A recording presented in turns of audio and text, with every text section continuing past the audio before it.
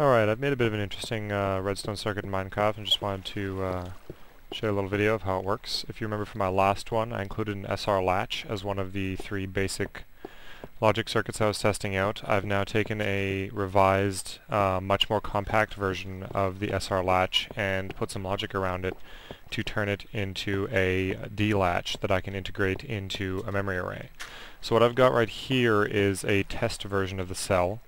What you can see in the center here is an optimized version of the SR latch I was previously using. I pulled this off of the Minecraft wiki. Some clever individual found this arrangement works equivalently and is much more compact overall.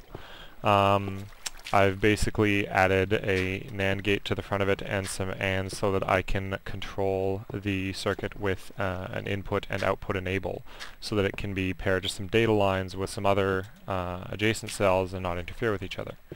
I'll give a little demonstration of how the circuit works right now. Both the output and the input enable should be off at this point. You can see the torches that they're tied to are lit, which indicates that the inputs on them are 0. This right here is a data input, and by switching that on you see there's no effect on the circuit because the input enable is not allowed.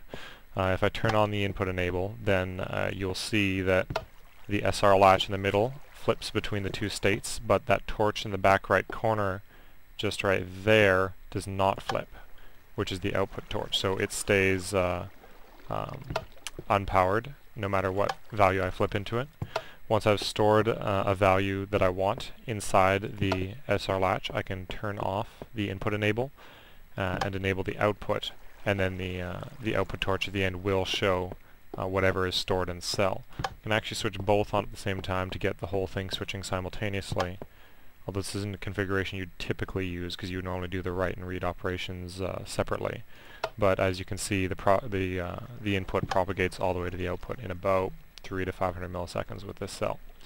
So I took this basic cell design, which takes up a 10 by 12 floor space, including a spacer gap between them, and I've arranged it into a larger 4 by 4 memory array. And that is right down here. And so you'll see I had to dig out a pretty large area to fit the whole thing in here, but all these cells are identical to the one that's found up above. They've just been kind of arranged so that I can chain them all together. You'll see there's some holes in the ground on these cells. Those go down to control lines, so each cell will have an input enable and output enable control line. And up above you'll also see that there's the torch here, which is the output torch, is stacked onto this dirt block, and there's a data line that runs along, and this is the input from the data line above. And so I actually have the data line set up as loops above so that I can feed the signal in one direction, because I needed to use a significant number of inverters to regenerate the circuit all the way along. So I have to loop it around to get the output to still come out of the circuit right here. But either way, I have 4 output torches which show the inverse of whatever's on the data lines at any moment in time. I've got 4 output enable switches here which let me select a row to read from, and then over here I've got 4 write switches which allow me to select a row to write to.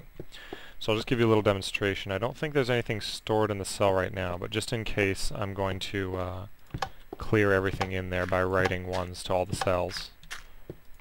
It responds pretty quickly so long as whatever information you're trying to write is already present on the data lines. I can switch these, flip these switches about as fast as I can, and it'll still propagate correctly. The data lines themselves are the slow part, which you'll see in a second. Let's try a 0, 1, 1, 0 in the first cell. So we'll drop down the second one here. There we go. And we'll drop down the third one as well. So we're going to just push that into our first row here. And then how about we'll turn all of them to 1s for the second cell. So I'll flip all these torches off, and remember that the torches are the inverse of the line they're attached to. So if the torch is off, it means you're looking at a 1 on the data line. Alright, we've got all those switched off. We'll come back over here and we'll stick that value to this one right here.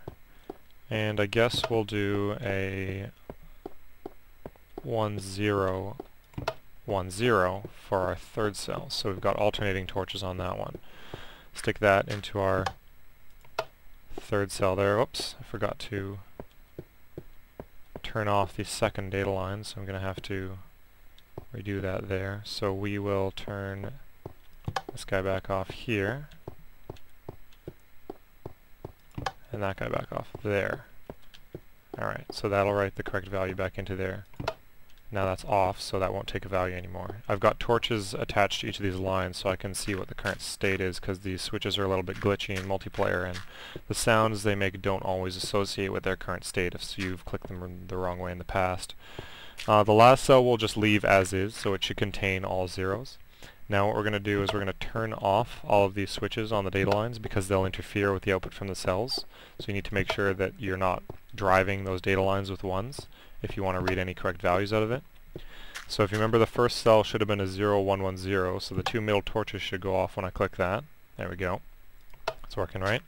Second one, it was all off, so all the torches should go off. There we go. Third one, we had alternating torches, just like that. And then our last one, we shouldn't see any change because that was unmodified and contained all zeros. And there we go. So that's basically how it works. It's reasonably snappy, you know, like a couple seconds is about the worst propagation time in the thing. I could optimize that a bit. I've got a few double inverters where I don't really need them, just to have made my design a little simpler. I could pull those out and maybe shave 30 seconds off the switching time.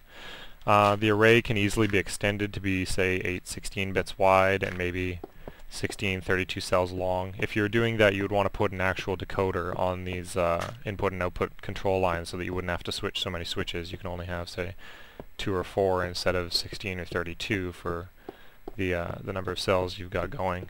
But the design is extensible probably about 2 to 4 times in each direction before you start running into problems with the game unloading chunks if they get too far and the whole redstone circuit not operating.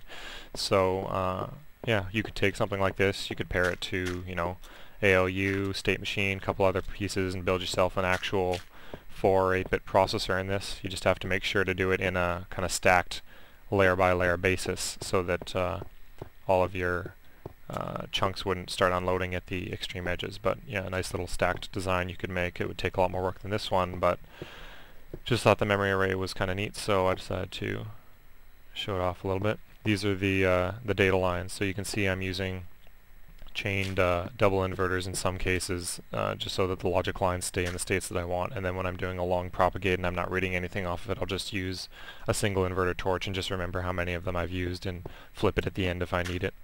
And there's 4 of those, and down on the bottom floor here we have a very similar idea. We've got the 4 control lines for each side. I basically have the output lines, they all come off this side of the room, and the input lines all go to the other side of the room, and they're just channels cut across the same space. So I've only had to dig out one whole floor in the middle level, and the other 2 floors I've just dug enough space to put the actual data line channels in. And yeah, that's about it. If you got any questions or want to see any other cool redstone logic circuits in Minecraft, feel free to post a comment.